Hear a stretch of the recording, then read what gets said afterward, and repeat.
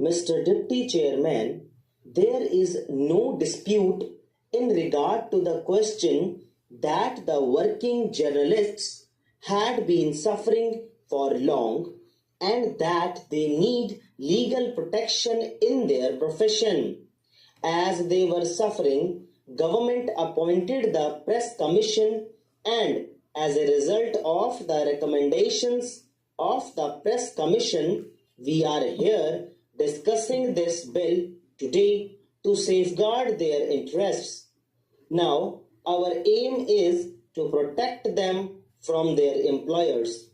This bill gives them protection under the Industrial Disputes Act.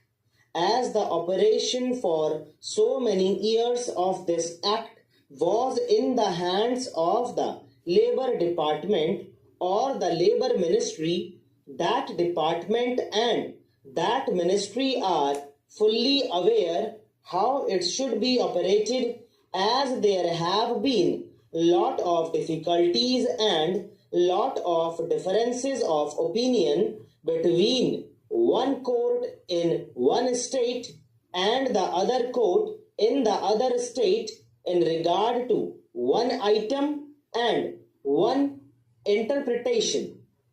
The interpretation is required to be incorporated in this bill as to what is meant by a workman. The Industrial Disputes Act has given the definition of the term workman, but it has been interpreted by different courts in different states in different ways. Now again, we are dealing with two parties and one party is the employer. In the definition of the employer also, we do not find if we can properly put the directors or the managers as the employers. Now, this bill has tried to exclude certain staff and certain people doing certain jobs. Sir, the intention of this measure is to safeguard the interests of the working journalists by bringing them under the purview of the Industrial Disputes Act, by which they will be provided with certain machinery where they can go for the redress of their grievances. Sir, we must make sure that working journalists may not be defined as employers instead of as workmen. If, as we say here, an employer is one who is employed in a managerial or administrative capacity, there is bound to be difficulty. I will cite an example. Now, a working journalist might get 2 typists in his office and he may have 3 peons. He may be actually a supervisor acting on behalf of the manager also. Now, he is performing 2 jobs. He himself is working and he is also performing the work entrusted to him by the manager or the managing director. If such a person has got any grievance, he goes to this machinery that is to be appointed under this bill and he is entitled to get relief. But as he is partially employed as manager, he may be denied that right.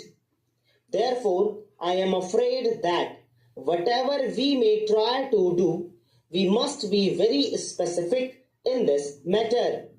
I think we should say that the working journalist means a person whose principal avocation is that of a journalist, etc., etc., and then they are also termed as workmen under the Industrial Disputes Act. Otherwise, we will be faced with that sort of difficulty as other trade unions are experiencing in their day-to-day work in the Appellate Tribunal or the Industrial Tribunal or in other courts. I hope that the minister in charge of this bill will consult the Labour Minister, who is an expert in this matter, as to how to safeguard really the interests of these people by putting a proper definition for the working journalists. Now, I have got another point. Really, this should have been brought forward by the Labour Department, as they have been operating the Industrial Disputes Act. Under the Industrial Disputes Act, we have got some machinery which has got to come into being when there is a dispute. Now, under the existing Industrial Disputes Act, the appropriate government has got to order in writing to this machinery. As the working journalists are spread over throughout the country, I am not clear in my mind whether, for the purpose of the working journalists, this Industrial Disputes Act will be operated by the central government or by the state governments. Both the central and the state governments have their own machinery. From the Chief Labour Commission to the Reconciliation Officer, the Government of India has got a set of machinery throughout the country, and again the state governments have got their own Labour Commissioner and other officers. I want that also must be specifically provided in this bill as to whether they have got to go to the central government or to the state governments for the redress of their grievances. Now, the tribunals are not permitted to undertake any case as soon as it is referred by either of the parties, unless it is specifically ordered by the appropriate government. Now, my own opinion is this, that for the time being, it should be operated by the Labour Ministry of the central government.